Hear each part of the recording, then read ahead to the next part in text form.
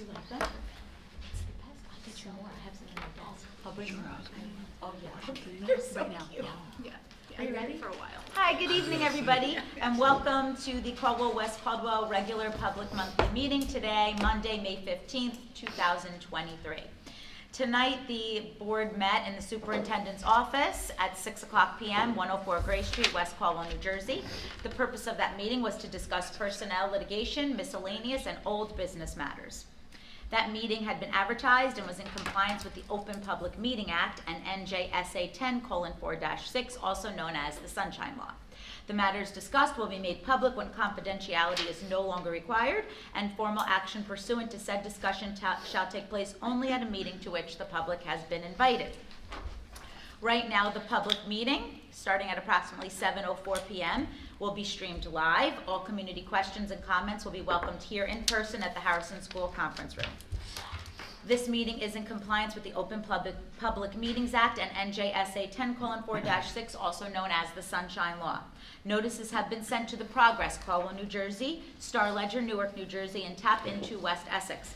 Notices have also been posted at the Board of Education Business Office in the Harrison School Building, 104 Gray Street, West Caldwell, New Jersey, and have been delivered to the clerks of the Borough of Caldwell and the Township of West Caldwell for posting. Brian, can you please take the roll? Yes. Student Representative Claire Kieran. Here. Ms. DiMartini. Here. Mr. Elko. Ms. Mack. Here. Mr. Diambola. Here. Ms. Grosso. Here. So we have 4 voting members present. We have a quorum. Great. Please rise for the Pledge of Allegiance. I pledge allegiance to the flag of the United States of America and to the republic for which it stands, one nation, under God, indivisible, with liberty and justice for all. We never go with the go. Brian, are there any communications for the board? There were none. Okay. Okay, superintendent's report. If you see attached to the agenda, there is the HIB self-assessment, and the school district scored 75 out of 78. It is actually posted on the website. Good news. Good news. Anything else? That's Or all I have. Nice and short. Yeah. Claire, do you have anything from the high school? President's report? Any new news? Nothing fun going on at the high school? Just sports and music? The prom. Tomorrow, the prom. Oh, tomorrow is actually the concert, right? There's the chorus and orchestra. Oh, right, the spring concert. Yeah, the spring Yes. concert is tomorrow at the high school, 7:30 p.m. Orchestra, band, chorus, concert chorus. Yeah. Yep, and the prom. Yeah, the prom's on June 9th at, I think it's the Birchwood Manor. I could be wrong. Okay. I don't quote me on that. They said you're They're right. giving Well, you- so they're the giving you- calendar. Yeah, the Birchwood Manor. Okay. Great, on June 9th, exciting. We're ticking down. Yep. Seniors are getting senioritis, they're getting Oh, excited. it's kicked in. It's kicked in, it's kicked in. Okay. Great. Any committee reports this evening? None? Good, we're moving right through. So wait, I'm Good, sorry, I good. did policy, sorry. Is that what we were saving that? Yeah, committee reports. You want to do Okay, policy? yes. So we'll Yep, do policy. sure. Go ahead. Sorry. So last week, on Monday, May 8th, myself and Mr. McCarthy and Dr. Conklin met for a policy committee meeting where they reviewed all the work that the district has done since they were audited in October of 2021. So since then, under policies, they have updated 140. With 17 more to be completed, and 13 recently revised ones have also been added to their list to update. And with regards to regulations, since October 2021, they have updated 60 and have 15 left to be completed, with an additional 5 recently revised to be updated to their list. And I just want to say I really appreciated their time getting me up to speed on the process and on all that you've done since then. Sounds great. Thank you, Terry. Thank you. I know, and I can speak, I mean, for Chris as well, like, being on the board, I really am very grateful to Dr. Conklin. We never had, previous administrations were not so diligent in updating the policies and making the board apprised of everything, so I thank you for really coming in here full force and updating all of the policies of the district. It was a huge undertaking, so thank you so much. You're welcome. Thank you. Okay, approval of the minutes. Can I have a motion to approve the minutes from executive session, public conference meeting, and regular public monthly meeting, April 24th? I will make a motion to approve the minutes. And a second? I'll second. Okay, Brian, can you take the roll, please? Yes. Ms. DeMartini? Yes. Ms. Mack? Yes. Mr. Diambola? Yes. Ms. Grosso? Yes. 4-0, motion carried. Okay, we're going to move into public comments on agenda items only. Public participation shall be governed by the following. The participant must be recognized by the presiding officer and must preface comments by an announcement of their name and address.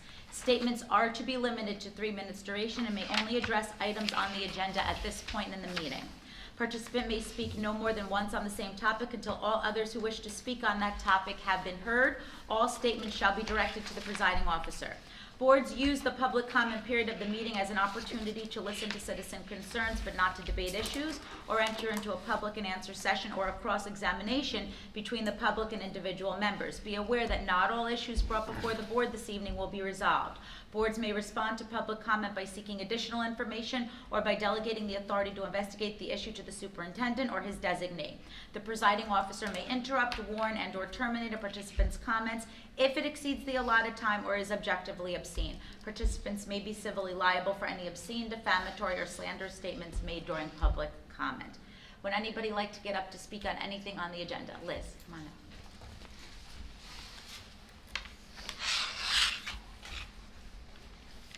Hi, Liz Hart, 149 Green Ave. Okay, actually I have a bunch of questions. So the first one is for the HIB self-assessment report. I feel like I asked this, I can't remember the last time that the report came out, but I honestly don't remember. So who does the self-assessment, and then how do we determine what our grade is per school? Like, I looked at the report, I looked at the folder up here. I agree, 75 out of 78 is great, but if I'm grading, myself on something, I probably give myself an A+ too. So just trying to understand how those numbers come to light. So they score themselves on several different areas about professional development, policy, procedure, guidelines, and then the principal does the self-assessment, and then I review the self-assessment with the principal to make sure it matches up accordingly. And you could get a 1, 2, or a 3 on each one of those. Okay. So 75 is our overall score, Right. and each school gets their own score, and they just basically take the average of all the scores. Some schools did better in terms of guidelines, some schools did better in terms of PD, but overall we had a 75 out of 78 was our average. Right. It's pretty hard to lose points if you follow the policy and procedure and do everything you're supposed to do in terms of training the teachers, providing information to parents. That was one of the areas that we didn't score as high last year. Okay. So that's why we had Mr. Bush, Mr. Mr. Silvestro from the Bush Law Group. So we were talking about Bush Solo. Yeah.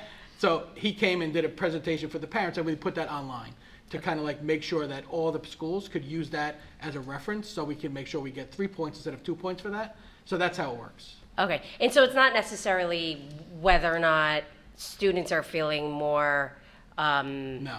at Sorry. ease to do No, it has reporting or nothing anything to like do that. with that. Yeah. It's just all procedural. Okay, great. So that's my first question. Good, yeah. But, okay, all right, cool. So under the professional development plan section, which is under finances, so there's 4 projected sources for which I have no idea what those are. So I was just wondering if that's something that somebody can explain. And then my other question was then, is that budget tied to the undistributed expenditures, instructional staff training services within the budget?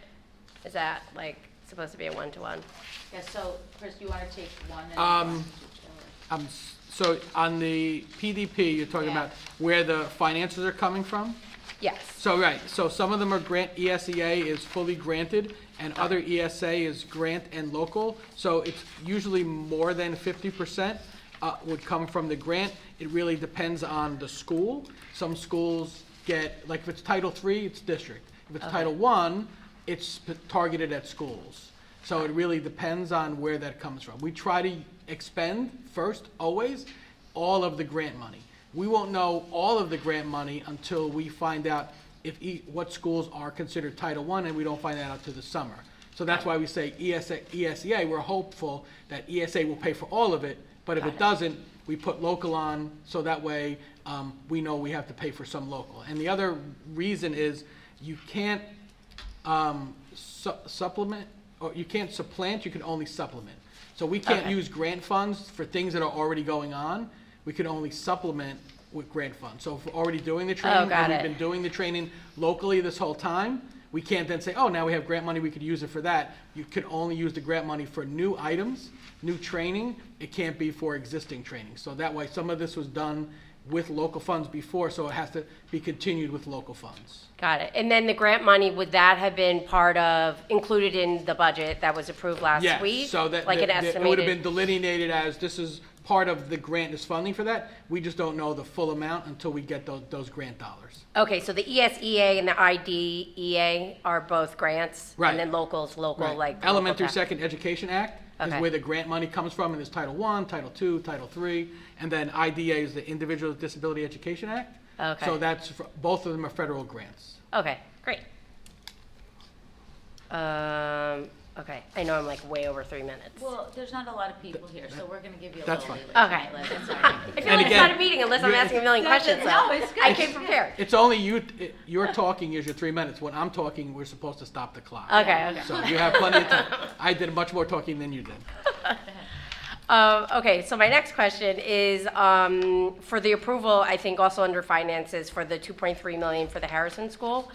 So do we as the public get to see what exactly that 2.3 million entails? Because, it's a lot of money. Brian, you want to handle that one? So, as far as the funding from the 2.3 million, 950,000 of that is going to come from the ARP ESSER grant. So it's a federal grant, and the balance of that is going to come from local funds. So we did budget a large portion of the local portion last year from a withdrawal from our capital reserve account. It came up slightly higher. We have we do have some extra money in the budget this year that we can use to fill the gap above our budget, fortunately. As far as what this is going to be, it's going to be made largely into another school. So as the district, if and when it does need more classrooms or a school, we can use this as a school. We're also going to move the administrative offices out of what is currently on the classrooms and put them actually in here. This is going to be carved up into several different offices in here, and other largely storage areas now are going to turn into other office space so that we can use the other existing spaces we're in right now as classrooms. So this will be a school. Exactly what it's going to be for a school, it could be K through 5, it could be K through 2. It depends on the needs. Right, it depends on what the needs of this district are and what the board decides how to use the school and add a purpose to school. But then there'll be functional classrooms in the whole building. They did half the renovation several years ago, and they never finished the renovation. So we want to finish the renovation. We're also going to put a new HVAC into the auditorium, so it'll be fully functional year-round. Right now, it's a little cold in the winter and a little hot in the summer. It'll be fully functional because we do use that year-round. The community does use that year-round for basketball, wrestling, and other activities. So we want to make sure it's fully functional. And if we're going to use that as a cafeteria, when and if this becomes a school, full-time school, we want to make sure that there's HVAC. And then we're also going to be putting a vestibule in the front of this building. Okay. So that way there will be 2 door entrances. So that was the extra expenses. Those weren't in the initial plans, but we wanted to make sure we had all those in the plan. So the initial budget didn't have that in it. We added those at the end, which is why we went up above what we expected to spend. Okay, and then the projected estimate for when those would be completed, when the building would actually be completed for this potential school? I only ask because in that last report with the whole, I can't remember the name of the gentleman that did that report that was projecting the amount of students. Yeah, the demo, right, where he said like he actually thought the students were going to decrease, so potentially we wouldn't need another school, but then we're spending $2.3 million to create a potential school. So are we thinking that the building that the construction would take, 1 to 5 years? Is this happening next year? The construction should start hopefully as soon as the summer, Okay. the demolition part of it, and then the administrative office are gonna have to be bounced around this building in different spots to allow them to finish the construction, and it'll be ongoing throughout all next year. The hope is it'll be a fully functional school by the fall. Sadly, I've done this so long, people say fall of '24, which means December of '24 or Right. January of '25. So the projection is sometime in the '24-25 school year, this will be a fully functional school. If needed, but potentially. If needed. Right, okay. Okay, so then my next question was on the quasi-entities. So for that one, I know that came up when I was in the HSA League about creating your own, tax ID. So does that mean now that the HSAs will no longer need to create a separate tax ID? Or they still do? You want to answer? Yeah. So no, they still will have to create their own tax Okay. IDs. The quasi-entity is more related to insurance coverage for events that the HSAs conduct on our facilities. So that's really more of a designation related to Covered. liability insurance. Oh, okay. Okay, not for, Not for tax IDs. They will still continue to need to have their own EINs, tax IDs. yeah. Okay. All right, I think that's it. Okay. Okay? Thank you. You're welcome. Anyone else want to come up about anything on the agenda this evening? No? Okay, then we're going to move forward to curriculum and technology. Sure. On recommendation of the superintendent of schools, a motion to approve items A through I on this evening's agenda under curriculum and technology. And do we have a second? I'll second. Brian, can you take the roll? Yes. Ms. DiMartini, Yes. Ms. Mack, Yes. Mr. Diambola, Yes. Ms. Grosso. Yes. 4-0, motion carried. Personnel. Personnel, under recommendation of superintendent of school, motion to approve the following items, A through U under certificated and A through M under non-certificated. And do we have, I think that's under finance. Not Yeah, we're just doing, you want to do finance too, or just, No, we'll do we'll this do separately, That's yeah. fine, okay. Can I have a second, please? I'll second. Okay, Brian, can you take the roll? Yes. Ms. DiMartini, Yes. Ms. Mack, Yes. Mr. Diambola. Yes. Ms. Grosso. Yes. 4-0, motion carried. Okay, and then Chris, finance. Okay, under the recommendation of the superintendent of schools, motion to approve items A through Y under finance and A under facilities, tabling Q, the appointment of Bush Law Group. Okay, any questions or discussions amongst the board? No? Nope. Okay, can I have a second? I'll second. Okay, Brian, can you take the roll, please? Yes. Ms. DiMartini, Yes. Ms. Mack, Yes. Mr. Diambola. Yes. Ms. Grosso. Yes. 4-0, motion carried. Okay, policy? Upon the recommendation of the superintendent of schools, motions to approve items A and B under policy. And a second, please. I will, Okay, and Brian, can you take the roll? Here's the Who tie. got to the buzzer first? Ms. DiMartini, Yes. Ms. Mack, Yes. Mr. Diambola. yes. Ms. Grosso. Yes. 4-0, motion carried. Okay, so now we're gonna move into the public comment portion of the meeting for anything off the agenda. I know we're a small group, so I'm just gonna say, public participation shall be governed by the following. The participant must be recognized by the presiding officer and must preface comments by an announcement of their name and address. Statements are to be limited to 3 minutes duration and may only address items on the agenda. Participant may speak no more than once on the same topic until all others who wish to speak on that topic have been heard, and all statements shall be directed to the presiding officer. I think we all know the rules from the first still apply, and we're all the same kind of group, so we're all on the same page. Does anyone want to come up to the mic and talk about anything on or off the agenda at this point? No? Okay. All right, Well then, upon the recommendation in school, of superintendent of schools, I'd like to make a motion to enter executive session at approximately 7:24 p.m. Can I have a motion? I'll make that motion. And may I have a second? Second. Brian, can you take the roll? All in favor, aye. Aye. All against, nay. Abstentions? Motion carried. Great. Thank you, everybody, for coming.